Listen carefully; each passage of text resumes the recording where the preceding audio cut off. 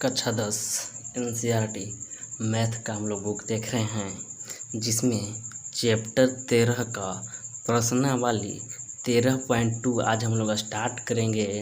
पिछले वीडियो में हम लोगों ने 13.1 तक कर रखे हैं। अगर आप लोग वीडियो नहीं देखे हैं तो मैं डिस्क्रिप्शन में लिंक दे दूंगा, आप लोग देख लीजिएगा। बाकी अभी हम लोग 13.2 देखेंगे और इसका जितना भी फार्मूला है हम पहले ही एक बार लिखवा चुके हैं और अभी जितना भी यूज होगा हम सारा लिखते चलेंगे। आप लोग एक बार फार्मूला लिस्ट में जाकर देख लें।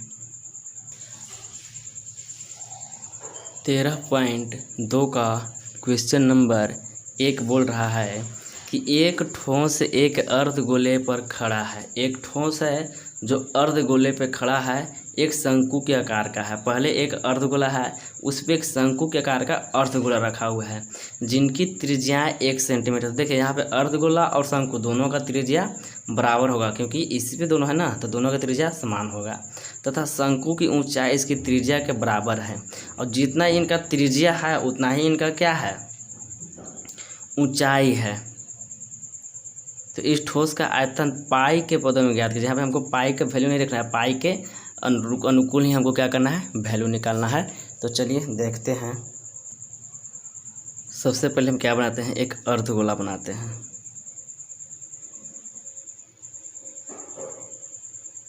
ये क्या है, मेरा एक अर्धगोला है। अब इसी पे जो है ना एक शंकु के आकार का हमारा ठोस रखा हुआ है। इसी के आकार का हमारा एक ठोस शंकु रखा हुआ है। ये मेरा व्यास हो गया।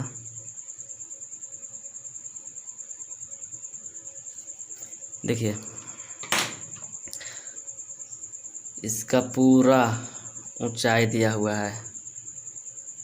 इसका आधा ऊंचाई 1 है, इसका भी ऊंचाई 1 है, क्योंकि दोनों है। और त्रिज्या जितना है उतना ही ना ऊंचाई है जी। त्रिज्या जितना ये है उतना ही ऊंचाई है। तो यहाँ पे देखिए, तो क्या हम क्वेश्चन नंबर 1 लिख देते हैं। क्या यहाँ पे हम दोनों का त्रिज्या सेम है तो r बराबर 1 सेंटीमीटर लिख सकते हैं, और जितना त्रिज्या है उतना ही ऊंचाई है, तो क्या h बराबर ही हम 1 सेंटीमीटर लिख सकते हैं। किसी को कोई दिक्कत नहीं। चलिए अब आगे चलते हैं। इसमें हम लोग क्या निकालना है, ठोस का आयतन निकालना है ना। तो ठोस का आयतन निकालने क्या करेंगे, इसका हम लोग आयतन निकालेंगे और इसका आयतन निकाल के दोनों को जोड़ देंगे, तो क्या मेरा ठोस का आयतन नहीं निकल जाएगा। देखिए कैसे लिखेंगे, ठोस का आयतन बराबर शंक्वाकार भाग का आयतन,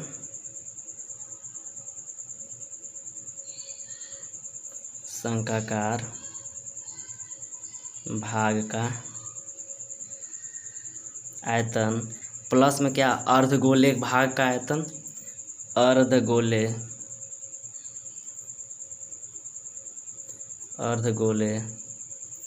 भाग का आयतन। देखिए तो शंक्वाकार भाग का आयतन यानी शंकु का आयतन क्या होता है, पहले लिखवा चुके हैं। इसका फॉर्मूला होता है 1/3 पाई आर स्क्वायर एच प्लस अर्धगोले भाग का यानी अर्धगोले का आयतन क्या होता है, तो 2/3 पाई आर क्यू। देखिए यहाँ पे पाई का हमको वैल्यू नहीं लिखना है, रखना, ठीक ना। 1/3 इंटू पाई इंटू आर का वैल्यू 1 यानी आर का स्क्वायर 1 गुने H1 प्लस 2/3 पाई का पाई, आर का वैल्यू है 1 यानी 1 का क्यू। 1 को मल्टीप्लाई करेंगे कोई अंतर पड़ने वाला नहीं है। देखिए क्या हो जाएगा, 1/3 पाई प्लस 2/3 पाई। अब देखिए तो यहाँ से हम पाई को कॉमन अगर ले लेंगे तो यहाँ क्या बचाएगा, 1/3 प्लस 2/3। देखिए तो दोनों में से अगर हम 3 एलसीएम ले लें तो यहाँ पे 1 + 2 हो जाएगा। अगर जब ऐसा मेरा हो जाएगा तो यहाँ पे पाई इंटू नीचे 3 और 2 एक 3/3 कैंसिल हो जाएगा, बच जाएगा सिर्फ क्या, मेरा पाई। और यही पाई हमको क्या हो जाएगा, आंसर हो जाएगा। अब हम लोग क्वेश्चन नंबर 2 देखेंगे। क्वेश्चन नंबर 2 कहा कि एक इंजीनियरिंग के विद्यार्थी रचेल से एक पहली एल्युमिनियम की शीट का प्रयोग करते हुए एक मॉडल बनाने को कहा गया जो एक ऐसे बेलन के आकार का हो जिसके दोनों सिरों पर 2 शंकु जुड़े हुए हो। इस मॉडल का व्यास 3 सेंटीमीटर है। देखिए 3 सेंटीमीटर व्यास है तो आर मेरा कितना हो जाएगा 1.5 सेंटीमीटर और इसकी लंबाई 12 सेंटीमीटर है। यदि प्रत्येक शंकु की ऊंचाई 2 सेंटीमीटर हो तो रचेल द्वारा बनाए गए मॉडल में अंतर्विष्ट हवा का आयतन ज्ञात कीजिए। यदि यह मान लिया जाए कि मॉडल की आंतरिक और बाहरी विमाएं लगभग बराबर है तो देखिए सबसे पहले तो फिगर बनाएंगे। इस तरह से बेलन बनाया गया है और इस पे 2 शंकु है, इस पे 2 शंकु है ना, इस तरह से है मेरा, ठीक है। और ये जो है ये 2 है और ये 8 है और फिर ये 2 है मेरा और इसका जो ये पूरा व्यास है ये कितना है 3 है, ठीक है। ये मेरा व्यास हो गया।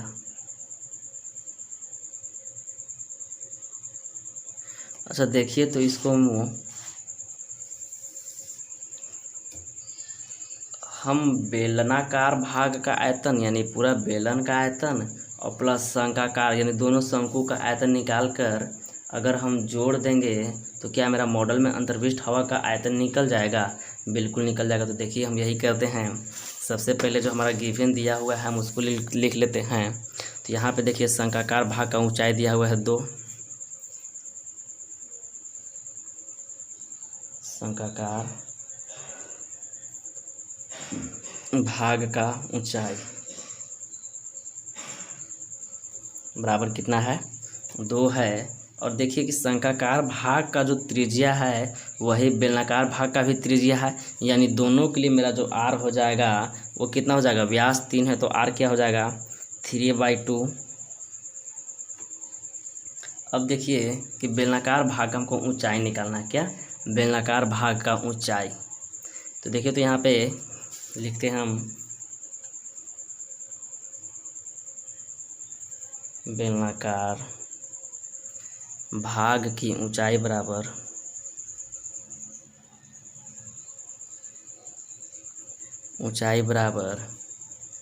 टोटल मेरा कितना हो जाएगा 8 2 10 2 12, लिख सकते हैं 12 माइनस ये 8 कहाँ से आया वो हम दिखा रहे हैं। ये जो मेरा 8 आया ना हम इसको दिखा रहे हैं। टोटल मेरा 12 दिया हुआ है तो 12 माइनस 2 गुने शंकाकार भाग का आयतन, नहीं ये ऊंचाई दिया हुआ ना 2 गुने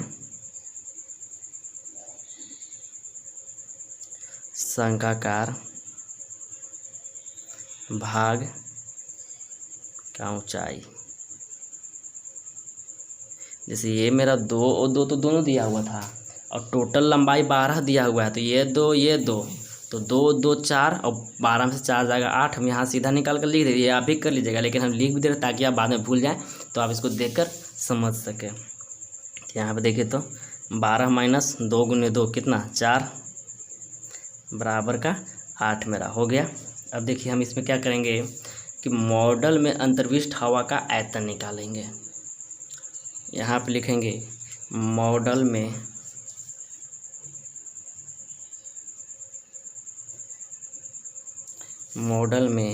अंतर्विष्ट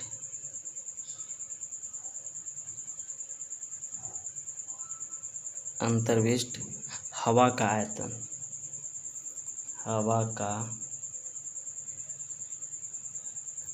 आयतन बराबर क्या होता है बेलनाकार भाग का आयतन, दोनों को जोड़ेंगे बेलनाकार भाग का आयतन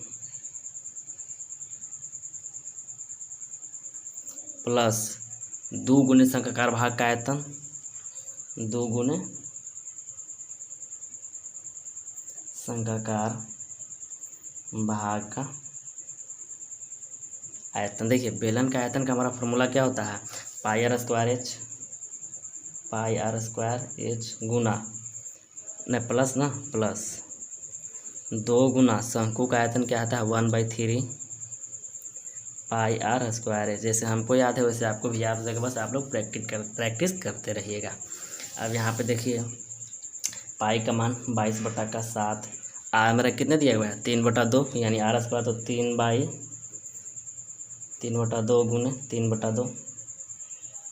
और h मेरा यहाँ पे दिया हुआ है कितना 8 आया है, 8 + 2 गुने 1/3 गुने 22/7 गुने यहाँ भी r क्या हो जाएगा 3/2 गुने 3/2 गुने यहाँ पे देखिए शंकु का ऊंचाई कितना है 2 ना, तो 2 लिखेंगे। ये 8 मेरा बेलन का ऊंचाई था, ठीक है।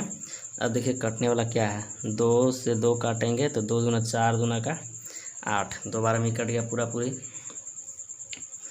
अब देखिए तो 2 से ये 2 और 2 से ये 2 बच जाएगा मेरा, 3 से ये 3 कट जाएगा।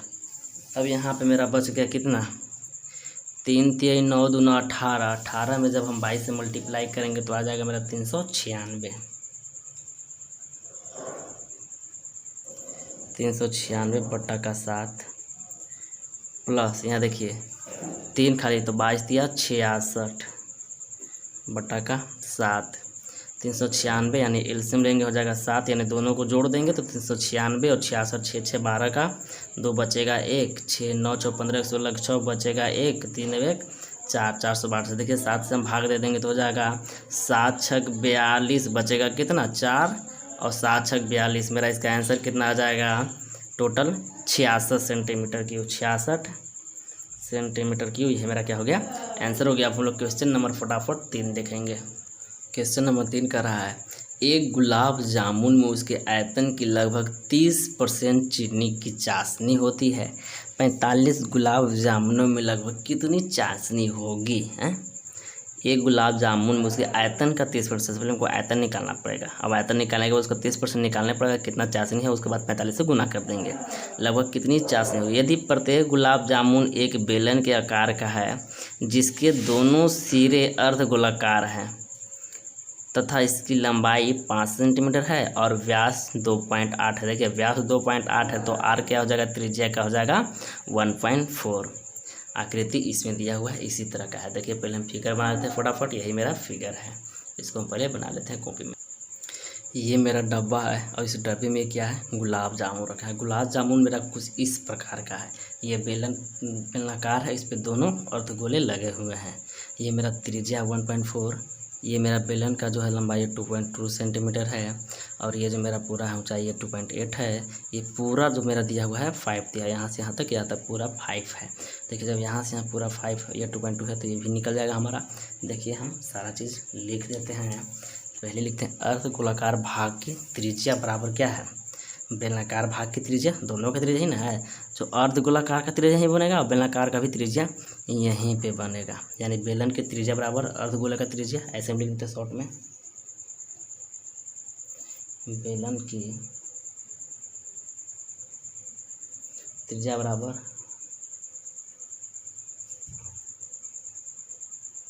अर्धगोला की त्रिज्या, दोनों समान है। त्रिज्या कितना दिया है 1.4 दिया है। अब इसमें लिखेंगे कि अर्धगोलाकार भाग की ऊंचाई बराबर अर्धगोला भाग की त्रिज्या, यानी जितना त्रिज्या है उतना ही क्या है इसका ऊंचाई है। लिखते हैं अर्धगोलाकार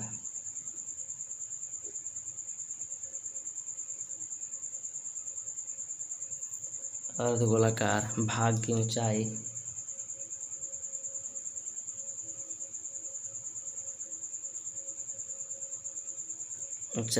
बराबर अर्धगोला भाग की त्रिज्या, अर्धगोलाकार भाग की त्रिज्या बराबर क्या 1.4 दिया हुआ है। अब देखिए तो बेलनाकार भाग का हमको ऊंचाई निकालना है। क्या निकालना है, बेलनाकार भाग का ऊंचाई पूरा दिया है 5, अर्धगोलवा का ऊंचाई हमारा कितना है 1.4 है, तो 2 से गुना करके हम घटा देंगे तो नहीं निकल जाएगा। देखिए हम लिख देते हैं बेलनाकार भाग का ऊंचाई बराबर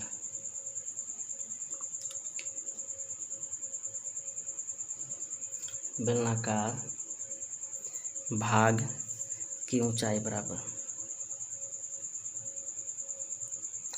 5 माइनस 2 गुने शंक्वाकार भाग का ऊंचाई 2 गुने शंक्वाकार भाग का ऊंचाई। ये 5 माइनस 2 गुने कितना 1.4 14 2 28 यानी 2.8 हो जाएगा। और 5 में से माइनस करेंगे 2.8 मेरा बचेगा 2.2। अब देखिए हम पहले निकालते हैं क्या एक गुलाब जामुन का आयतन। एक गुलाब जामुन का आयतन एक गुलाब जामुन का आयतन बराबर क्या बेलनाकार भाग का आयतन प्लस 2 गुने अर्ध गोलाकार भाग का आयतन। बेलनाकार भाग का आयतन बेलनाकार भाग का आयतन प्लस 2 गुने अर्ध गोलाकार भाग का आयतन। अर्ध गोलाकार भाग का आयतन। तो देखिए बेलन का आयतन क्या होता है पाई आर स्क्वायर एच। बेलन का आयतन होता है पाई आर स्क्वायर एच प्लस 2 गुने अर्धगोला का आयतन क्या होता है तो 2/3 pi R Q. 2/3 pi R Q ना वैल्यू यहीं पे रख देते हैं। देखिए पाई का मान 22/7 गुने आर। इसके लिए आर मेरा कितना है 1.4 तो 1.4 गुने 1.4 गुने ऊंचाई इसके लिए कितना है 2.2 प्लस 2 गुने 2/3 गुने 22/7 गुने इसके लिए यार मेरा समान ही है 1.4 इंटू 1.4 इंटू 1.4। देखिए तो कटने लायक है उसको काट देते हैं। 7 से कटेगा 0.2 यहाँ भी कटेगा 0.2। अब देखिए क्या करेंगे हम कि ऊपर सबको मल्टीप्लाई कर देंगे और यहाँ भी ऊपर सबको मल्टीप्लाई करके 3 से हम डिवाइड दे देंगे तो मेरा जो डायरेक्ट आंसर आएगा हम लिख देते हैं मल्टीप्लाई। आप लोग करके देख लीजिएगा।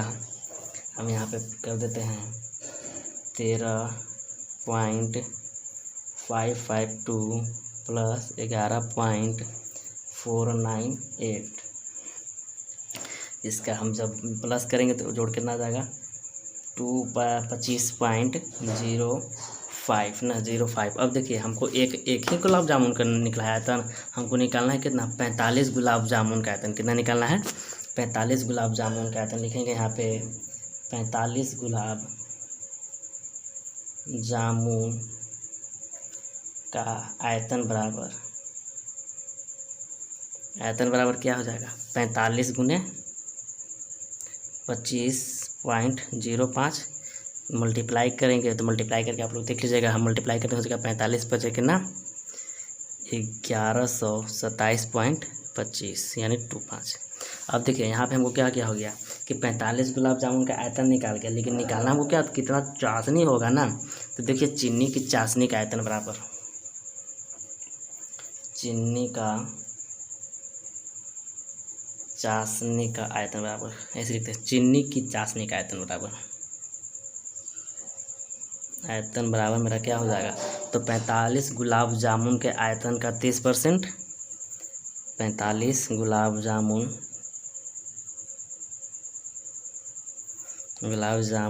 के आयतन का 30%। देखिए कितना हो जाएगा 1127.25 गुने 30% हटाएंगे नीचे 100।